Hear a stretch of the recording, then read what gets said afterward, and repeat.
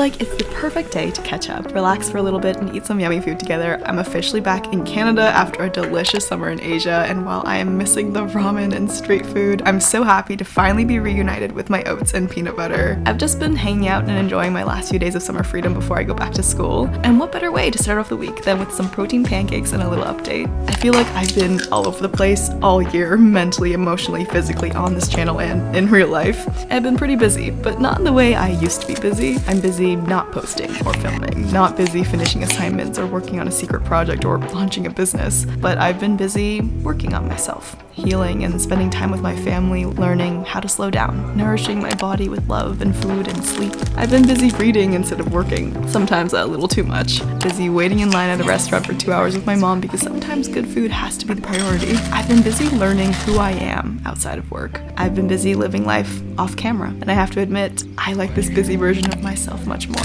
We all have stuff to do, our own mental to-do lists, those 24 hours in a day. Self-care for me is finally portioning out enough of those 24 hours for myself. I don't know, I used to think I didn't have enough time in a day to take care of myself, but I think whatever it is, if it matters enough to you, you'll find a way to make time for it. And I simply just decided I need to matter enough to myself. The things you decide are worth your time and the things that you decide are not will change your life. Finding those things that mattered to me was actually the hard part for me, so I started with what wasn't worth taking up my time and energy, which, funny enough, were actually the things that took up most of my time and energy before. Yeah, look how ooey gooey that is. I don't want to spend my time obsessing about hate comments. I don't want to overthink a meal or a workout or a dessert or someone else's food choices. Does anyone feel like pressured to eat the bananas when they're perfectly ripe? They're perfect for like 48 hours, and I don't know what to do with myself. I'm like, do I eat bananas at every meal? I don't want to keep feeling guilty for the things I did and never forgave myself for. I don't want to spend my time caring about how other people perceive me or if they understand me, but I do want to better understand myself. New obsession, blended oats. Fire! I do want to spend time creating, not for the algorithm, but for my soul. I don't want to spend time loving myself just so I can love others better. I want to love myself because I deserve to be loved by me.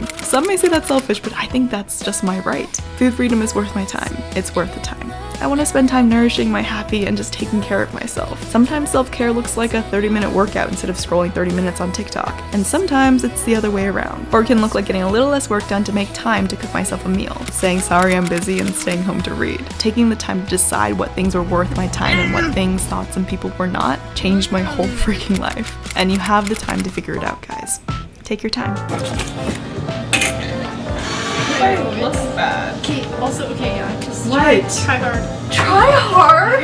We have two tries? Maybe get in your business. Oh. Wait, I can't. It's like, go above me. Just tiptoe. Oh, no, oh. Faster! We didn't raise our ears. I couldn't, there was not enough time.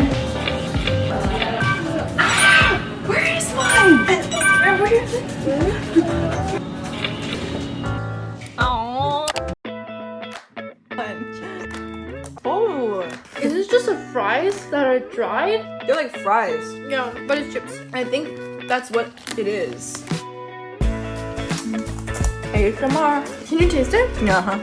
Yeah. Yeah. I've been in a long-term relationship with this local donut shop for years now. I've just never had more delicious donuts. This time I had to pick up this face-sized strawberry fritter and it was fluffy and crunchy and perfect. Speaking about relationships, I read a quote the other day. It went something along the lines of, sometimes we hold on to relationships, not because we want to be in them, but because we don't know who we are without them. This sentence literally made me rethink my entire life. I've spent most of my life in different types of relationships. For example, my toxic relationships with people because I needed to feel loved and accepted even if it cost me my authenticity. My toxic relationship with work that basically took over my life and resulted in severe burnout. And we can't forget my toxic relationship with diet culture that taught me to hate my body. And I really didn't know who I was without these relationships because I never made the time to attend to the relationship I had with myself. I didn't know who I was without obsessing over what I was gonna eat next, when and how I was gonna fit in a workout, who I was without food rules and body shaming. It took up all my energy. It gave me a purpose. It made me feel productive and complete and in control. In my opinion, this is the perfect ripeness of banana. No dots, but all yellow. And so when I decided I wanted to start prioritizing my relationship with my body and to make peace with food, it was so hard because it meant finally letting go of making food and my body my #1 priority, especially when I've let it take over my life for so long. It's hard to accept that healing your relationship with food might mean gaining some weight, some body fat, getting some new clothes, but more importantly, an increase in weight is a reflection of an increase in health, in properly fueling your body, an increase in energy and freedom and joy, so many things that you were depriving yourself of before. When food doesn't take up as much room in your mind and time out of your day, you're free to become who you're meant to be. You have enough energy to pursue hobbies and do some self-reflection and learn about yourself, go out and make friends, read more, be more, live more. Oh my goodness. Oh my goodness. And while that sounds all fun and dandy, it can also make you feel very lost. So soft. I think one of the hardest parts of healing my relationship with food was letting go of patterns and habits and cycles that were comfortable for me. It meant I finally had to work on discovering who I was now, that I wasn't defined by my body shape and size. My fixation on food and my body was no longer my identity, or a distraction from healing and facing the parts of me that I may not have liked that much about myself. And that can be really scary. It's hard to accept that the size and body and weight you were striving for wasn't good for your physical and mental health, and it was never going to make you truly happy. It wasn't the answer to why you never fit in at school, or why no boys ever had a crush on you, why you never felt confident or beautiful, why you never felt good enough. It's hard to accept that the problem was never about my body, but that it was believing I was the problem in the first place. So our bodies may change and grow, but this growth is never just physical. It's not just about your body, because you have always been so much more than the way your body looks. You have a bigger life to live and bigger goals to chase than being the girl with abs, the small girl, the disciplined girl, the girl who eats clean, the productive girl, the smart girl, the influencer girl. You are more than those titles you give yourself. Let yourself just be you for a change. Kiss? I used to eat like a whole bag after school. I can diet and resent my body, or I can nourish it, take care of it, and not tie it to my worth. I can let diet culture ruin my relationship with my body, or I can work with my body to make it a healthier relationship. I could spend more years never feeling enough, or I can choose to believe that my version of success and happiness doesn't have to look like anyone else's. I could keep searching for someone to love me, or I could actually spend time learning how to be that someone. But yeah, anyways, sometimes quotes just get you.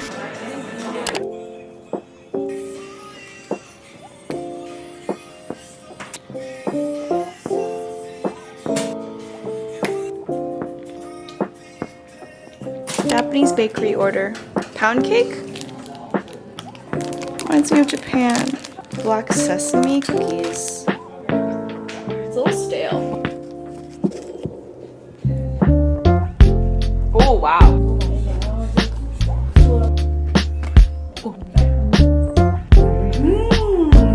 That's crazy.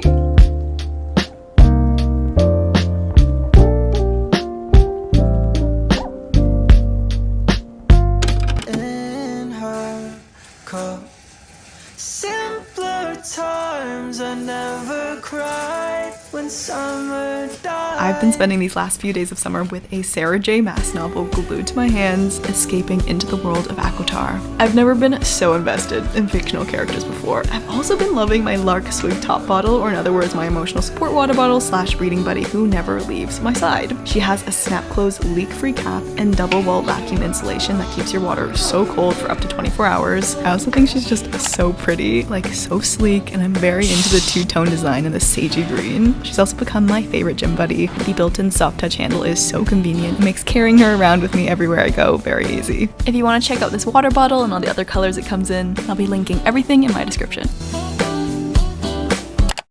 A little nugget of wisdom I want to share with you all from years of personal experience is that if you start your week off with something peanut buttery, you are 99% more likely to have a happier week. But I have had periods of time where even the most delicious stack of pancakes or bowl of oats or peanut buttery things couldn't cheer me up. So if you're going through a rough patch, keep giving yourself time and love and peanut butter and patience, even if it doesn't fix it right away. I'm so proud of you for showing up for yourself the best way that you can today.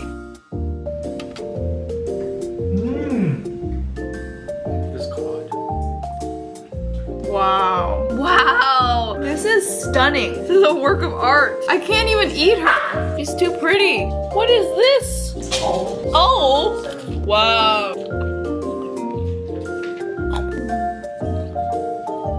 Oh my god, this egg, man. Dude, man. What is going on? Oh. You're welcome. Oh my god. It's so soft.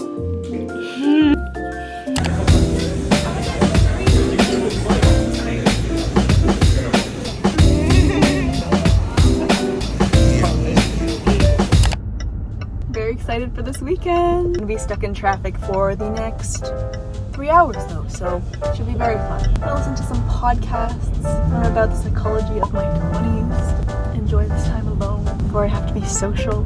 Jamie, I'll see you soon. Jamie is the reason I like Instagram. I met Jamie for the first time 3 years ago on my YouTube recommendations page during quarantine, but I became friends with Jamie 2 years ago when I randomly found her on my Instagram, and even though I knew absolutely nothing about her, like complete strangers, but for some reason, I slid into her DMs and asked her if she wanted to go on a little date. It's so not like me to do something that bold, by the way. But somehow, one early morning Pilates bar class with bouncy orange balls turned into another, which then turned into food dates and catch-ups and dance parties and book obsessions and vegan festivals and supporting each other and bird watching and a friendship and a bachelorette weekend, where on our first night we devoured the most stunning plate of super seasoned fries and salmon with honey nut Cheerio streusel. My life feels complete now. Oh my god! The seasoning. The seasoning. Okay. Those are good cucumbers. You never get too old to play with balloons. Bend the knee, reach back for the foot.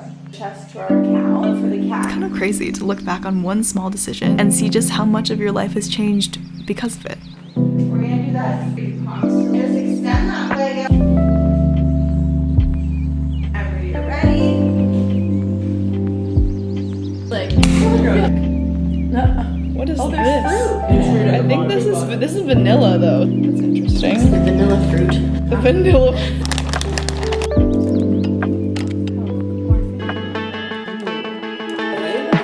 I'm getting older, but I still can't read a vibe. 'Cause my world is on fire, but we're saying we're doing fine. Oh my god. I never thought. While this weekend was filled with so much wine and the most outrageously smexy pizzas, it was also filled with comforting chats, good energy, lots of giggles and stories, and wholesome memories. And for someone who has had their fair share of unsuccessful friendships, spending this weekend with girls who have had over a decade of friendship was really incredible for me to see. Can I have that chili oil? Wait. Jamie is my smarter, cooler, more flexible, cat-loving older sister, and I'll always be too grateful for that DM. I got all the riches, darling. The one man can't find. You say what can make me feel this way? My girl, talking about. I can tell you cooked it with your heart.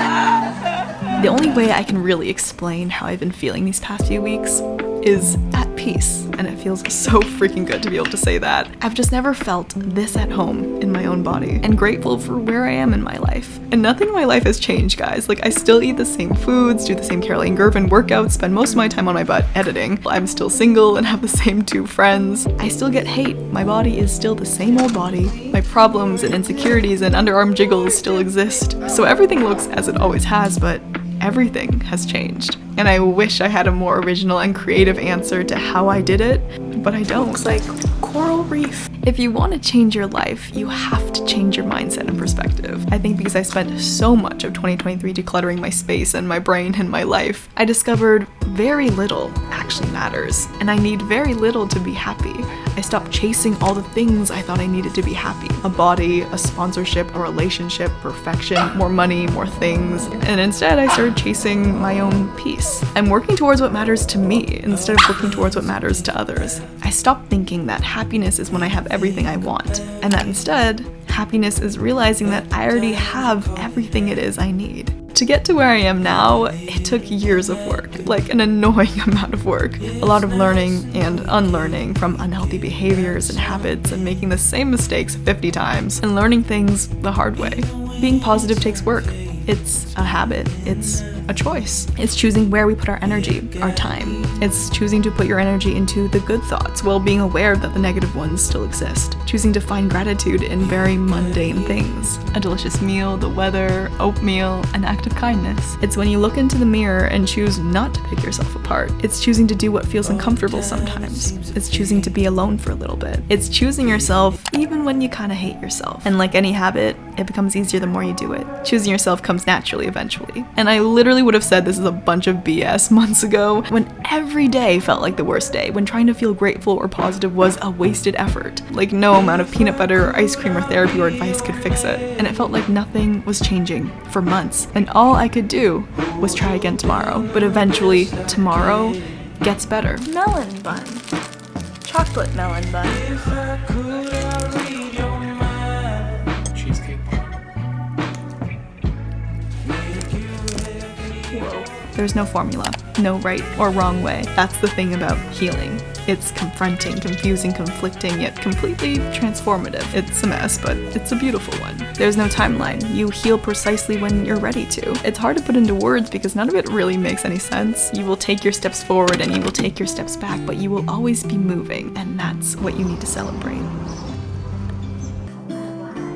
I spent so much of my YouTube journey in a terrible headspace. It makes me sad that I didn't and couldn't enjoy it, that I let the hate comments and the money and the algorithm consume me. I couldn't feel grateful because I spent all my time feeling so much pressure. Instead of taking a minute to process, I was too busy striving for more. And while it makes me sad how unhappy I was, it only makes the gratitude and joy I feel now so much bigger. And I wouldn't change a single thing, because every day I'm so grateful that I could just make a couple people feel less alone. I see your comments, I read your paragraphs, and I send my love even if I don't respond. I screenshot your DMs and I reread them when I'm sad. And I'm so happy that I'm at a place where I can finally enjoy the journey with you all. So this entire summer, I've honestly just been playing catch up for all the missed moments and all the living I never let myself do. I have so much love now for the unnoticed things. We get so focused on the big events. What we sometimes forget is that what shapes us isn't the big fancy milestones, but the small, ordinary, and simple instances. Because they're always there, all around us, ready to be observed, if we just make it a habit to notice. I have so much love for the sweetness of fruits, the colors of flowers, the ripeness of an avocado, a spontaneous donut or a cute dog,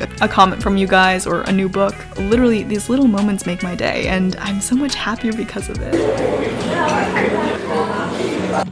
Life is not a success. Life is not grades or achievements. Life is bubble tea, refreshing naps, hugging your best friend, picnics on the beach, funny videos, the colors of the leaves, desserts, comfortable silence, personal handshakes, that one song, your mom's cooking, coffee shops, healing, loving, opening up a new jar of peanut butter. This is what life is, the smallest things. Is it on?